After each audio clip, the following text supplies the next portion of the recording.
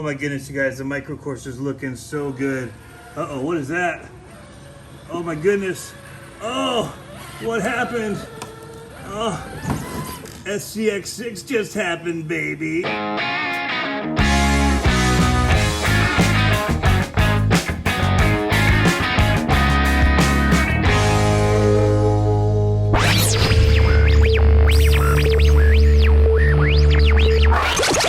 Let me just say, I am not looking forward to getting that box up here.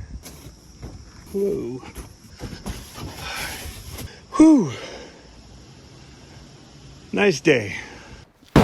Alrighty, you guys. What we're going to be doing in this video is unboxing this new Axial SCX6. I'm sure you're going to see it on a bunch of other channels today, but you'll be glad you watched it here as well. We're going to unbox it, get it on the trail. Oh, the flex on the tire looks so good there.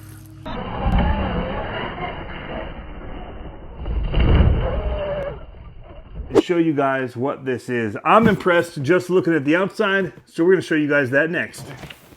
Alrighty, here is everything that we're seeing in it. The Spectrum S905 steering servo. It is 537.7 ounces of torque. Man, at 6 volt, 555 at 7 volts. 1/5 scale servo on there. You've also got another S614 servo in here for gear changing on this. And right here, 120 amp censored ESC, LED lights included. You can see them on here. There is that 1200 kV censored brushless motor. Wicked. 2-speed Metal Gear transmission. That's running that S614 15 kilogram servo here. So it's got a lot of power just for changing gears. BF Goodrich Cam 3 tires and Black Rhino wheels. They look very good as a combination. We'll look at it in person here. And multiple battery locations, 3 of them. Molded plastic fenders. They've got a gray version of it here that you can see looks super good. All right. Heavy duty AR90 axles, universal joints, 45 degrees of steering on here, so it should have some good turning radius.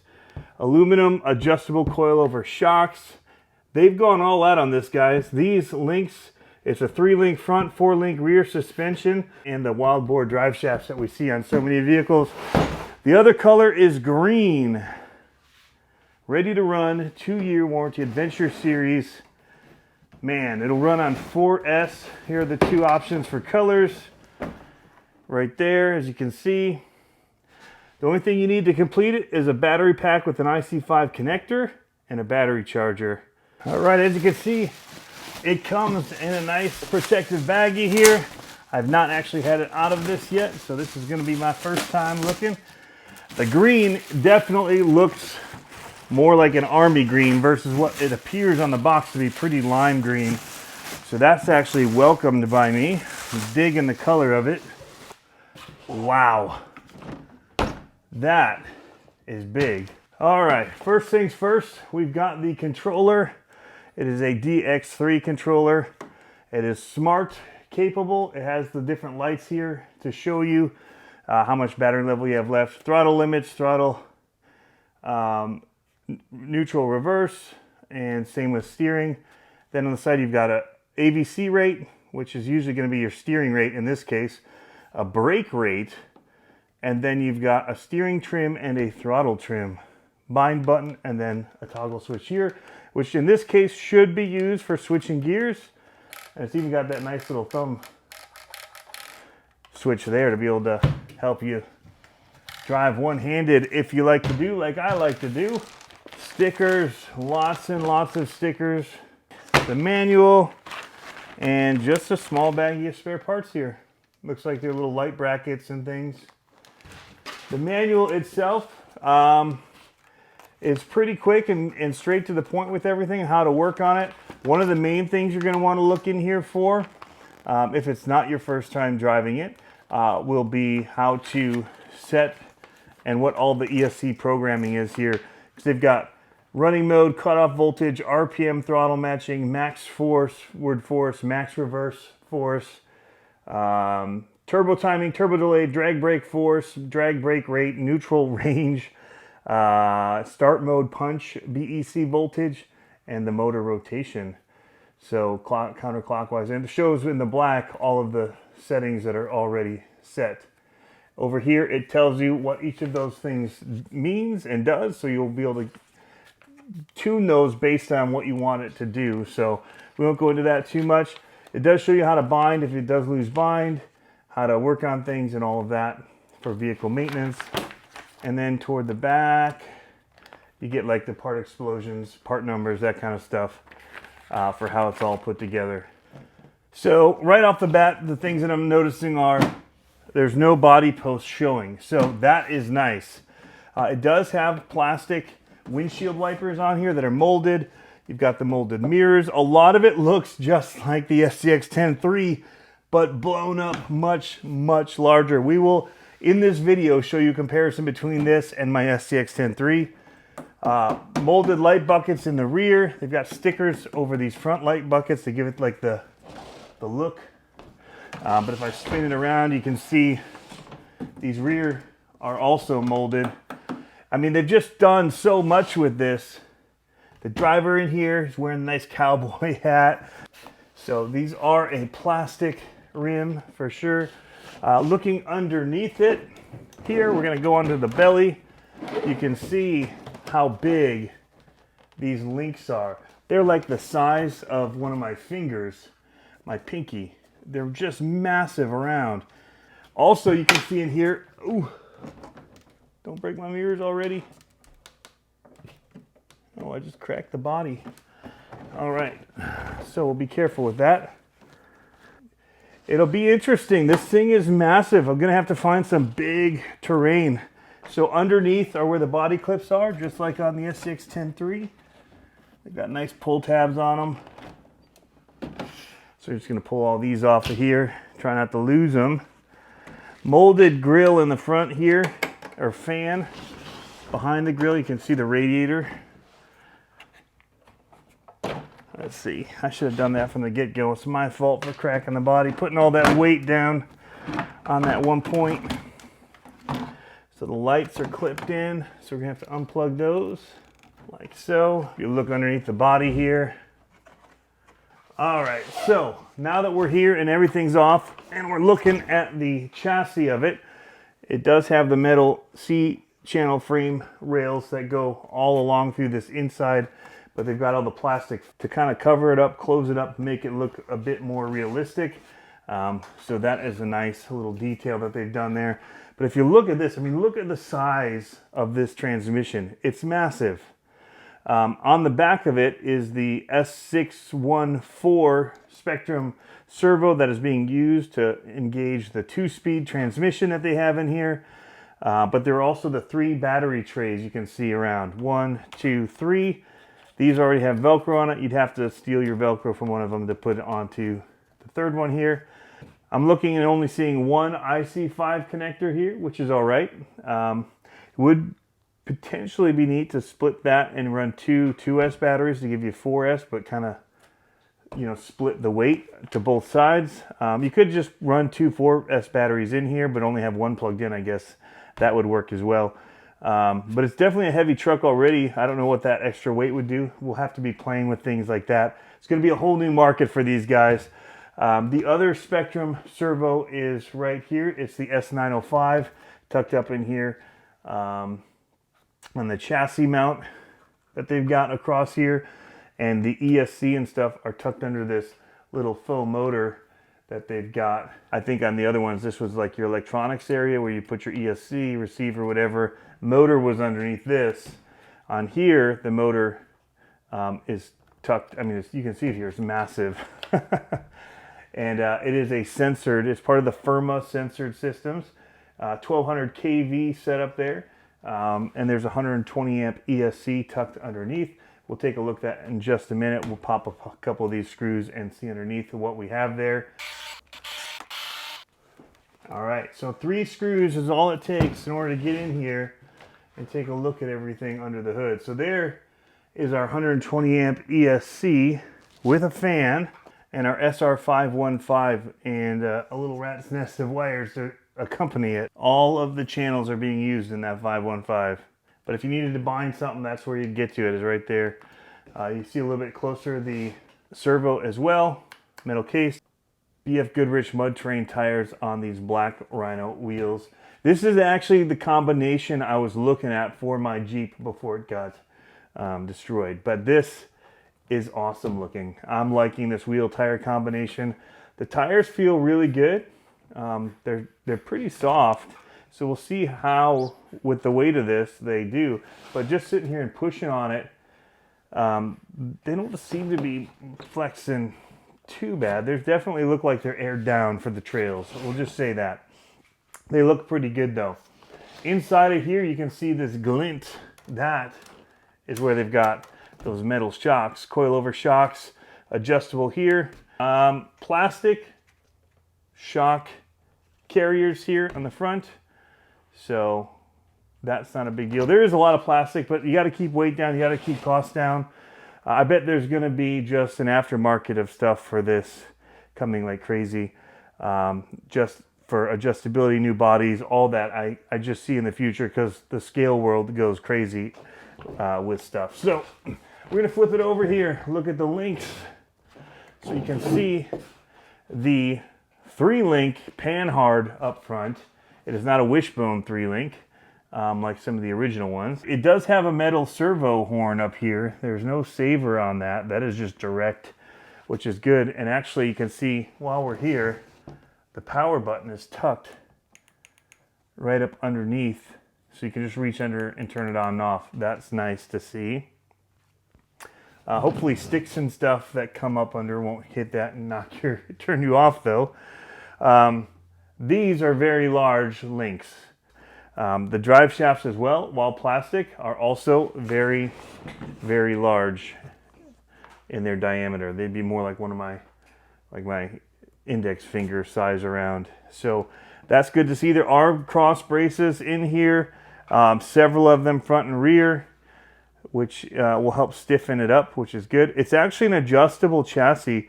When you're looking at it here, you can see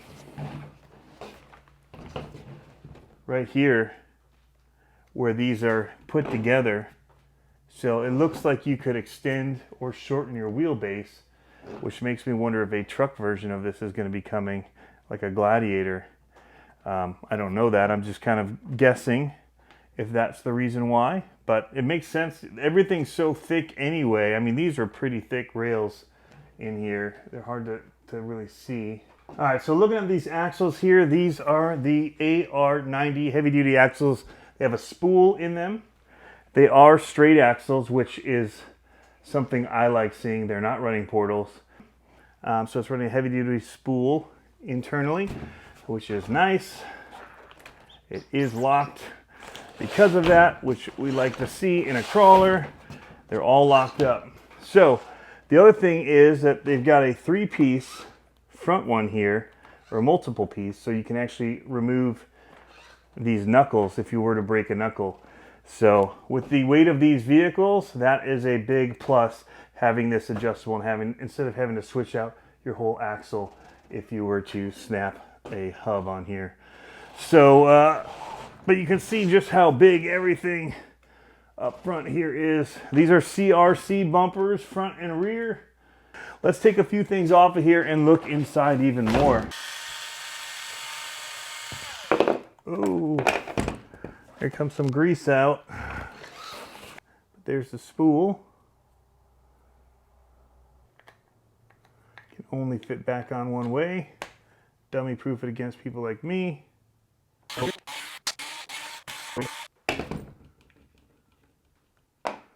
That's a pretty big nut on there.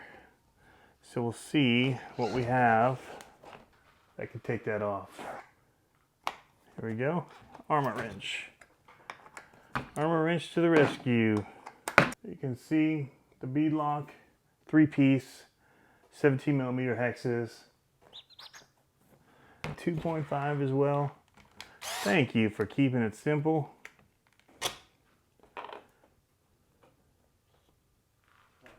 Wanted to get in here and take out an axle. There we go. That is a very thick axle. Don't know where my calipers are from the move, so we'll have to measure that at a different time. Gonna be running the Spectrum 5000 milliamp hour 4S battery pack in here. There's a lot of steering. However, when it's just sitting, it won't give you all of it. It's got to probably be moving in order to give me the rest of that turn.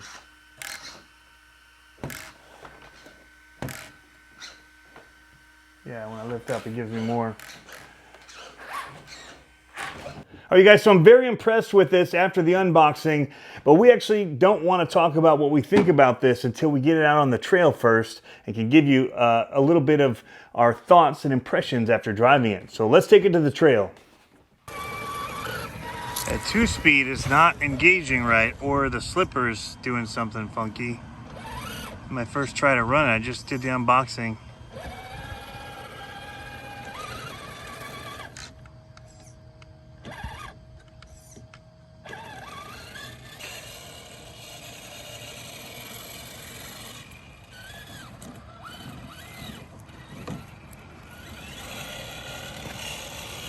It does not feel like it's running right. I'm gonna have to take it apart. Yeah, it's slipping on that. Just a little incline.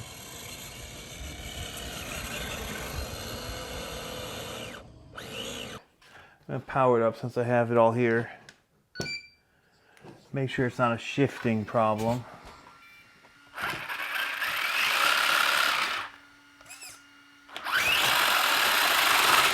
Yeah, plenty of speed until it's on the ground. So that's a slipper for sure. 4 screws will drop this transmission up, and then we should be able to get to it. 2.5. Yep, there it is. Boom. That is all we need. I'm gonna hold it in place. Gonna flip it. And now we have access to all these screws here. I am gonna do, there's a little guard here holding the wires. A little bit more room to work with here.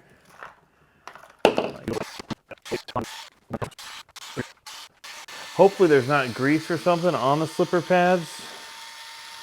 Whoever greased it down, hopefully they showed a little restraint. There it is. So there's definitely grease in here. And there is the slipper. So we're gonna try and tighten it down. All right, so I gotta hold on to one of the drive shafts on here. That'll help me out, but I do need to, I've got grease all over my hands now.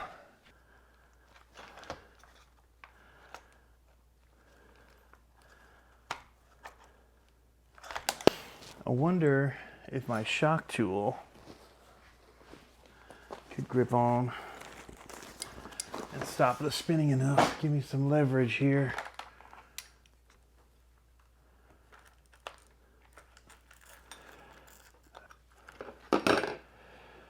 So now I got to reassemble everything.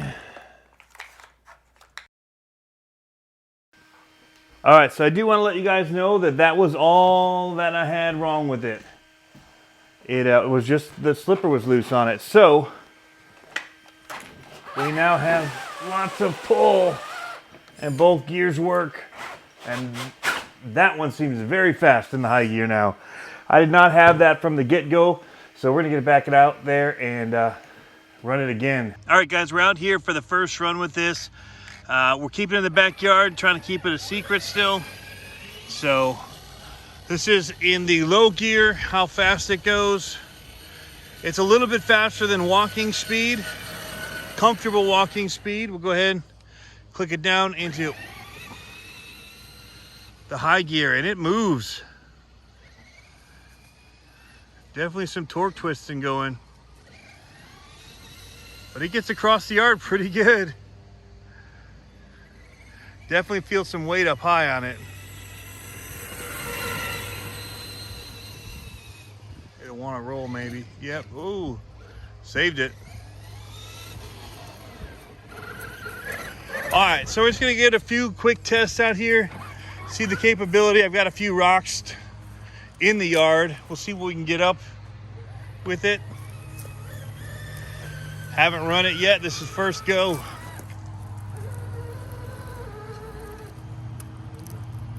So these are pretty good size, but they feel like scale rocks for the other trucks. Unreal. Let's bring it back and we'll go down.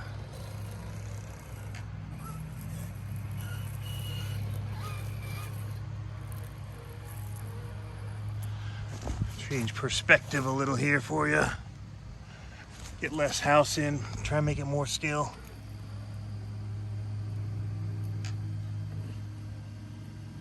Oh, the flex on the tire looks so good there. Smooth.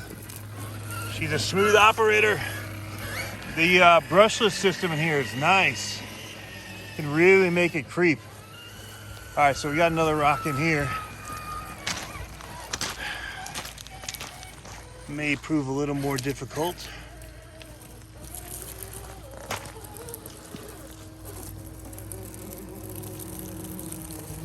Getting a lean going.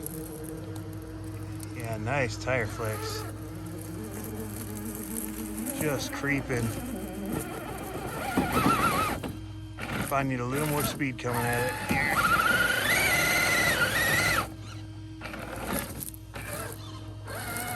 Try and hook this a little.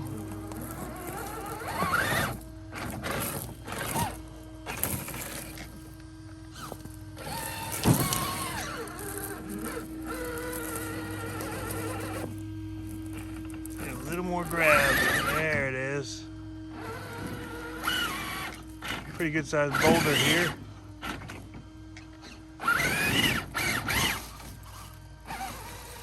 There we go. Tear up the new plants that we inherited with the new house.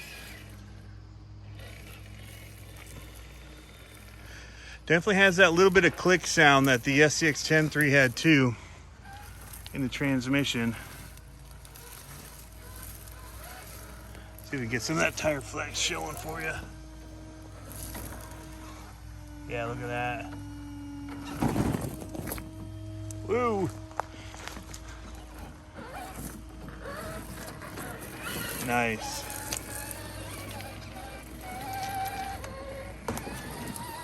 Just cuz, why not? Oh, not gonna let us do that. This definitely changes the game. It's gonna be all different kinds of obstacles, but the stretch that it has and the type of rocks and boulders you can get up, and look at how smooth it's crawling that. Look at that flex of the tire. Air down, looking so good.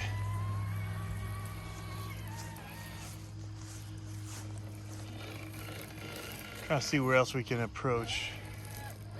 Change it up a little. See if we can come down this. Yep, I can get down it no problem.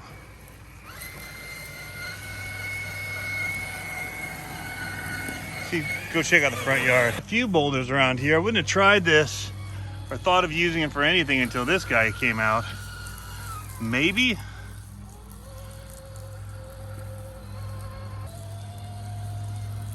Underneath the willow here. Look at it get up on that big rock. There it is. See what else we got on the property.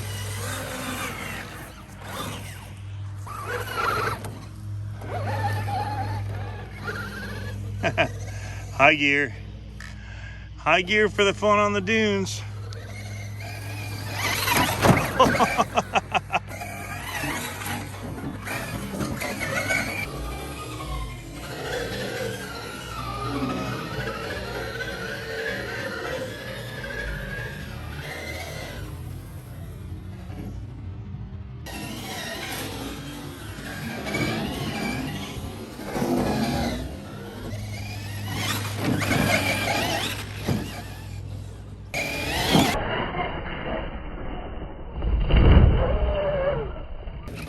right, we're gonna give the ditch a little try here. This could probably be done with a 10th scale as well.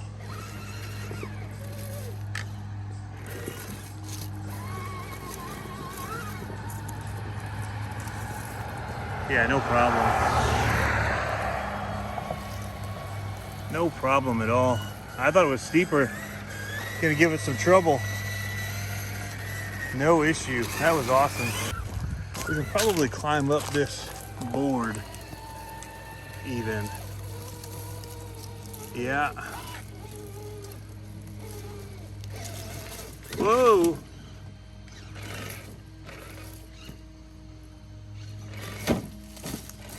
Try that again.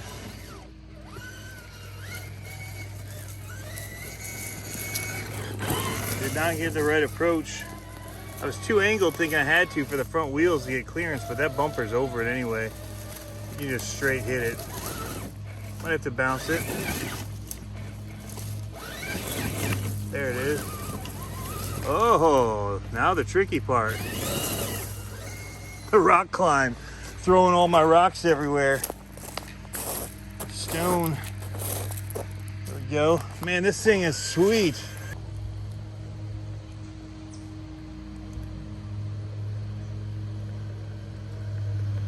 So smooth, controlled. I like it.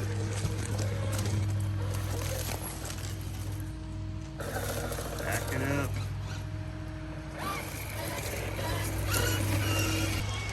So you don't get quite the turning radius with this, of course. A little bit bigger beast. So just something when you're planning your route, you got to think different. Not going to make some of the same lines I'd have looked at before. In a lot of ways, I could do bigger ones, but I gotta have a little more room to turn. Woo! Speeds. Wow. I see comps coming for these soon. Or at least trails, not necessarily competitions, but sweet. All right, I look at this rock and I think, no way, it's huge. I mean, there's my radio.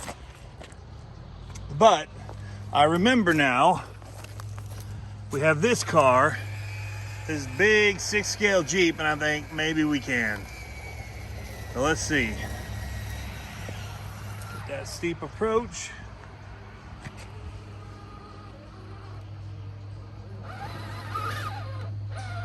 Oh yeah, come on, high centered a little. A little to the left. Oh, we got it. Look how smooth it is. So much control. I can't believe we're driving a 6-scale Jeep, you guys. So wicked.